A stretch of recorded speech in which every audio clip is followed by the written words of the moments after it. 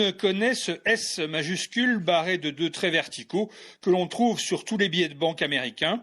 Et pourtant, le mot dollar n'est absolument pas originaire du Nouveau Monde, comme on pourrait le penser, mais bien de l'Ancien Monde. Il est né en Europe centrale et en voici l'histoire.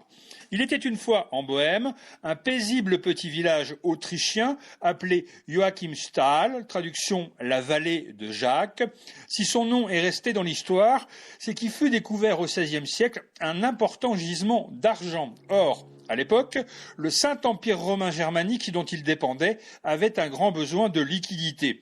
Autorisation lui fut donc donnée de frapper directement de nouvelles pièces de monnaie, des pièces qu'en toute logique on appela d'abord des Joachim Thaler, puis tout simplement, par facilité, le thaler. Cette monnaie fut peu à peu adoptée dans toute l'Europe, chaque pays le gravant ensuite avec ses propres symboles.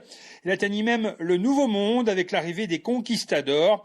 Et elle s'y est maintenue jusqu'à ce qu'en 1792, quand il fallut désigner le nom de la monnaie nationale pour les États-Unis, le mot thaler ne soit choisi pour devenir, à cause d'une autre façon de prononcer, pour devenir le dollar, thaler, dollar.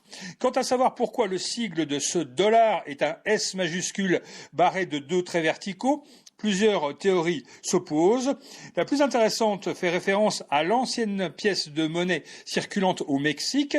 Cette version espagnole du thaler était en effet frappée de 2 colonnes d'Hercule, symbole du détroit de Gibraltar, avec d'un côté la colonne marquant le sud de l'Andalousie et de l'autre celle indiquant le nord du Maroc.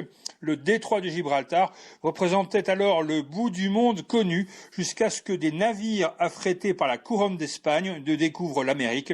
C'est, parmi toutes les hypothèses, sans doute la plus attrayante.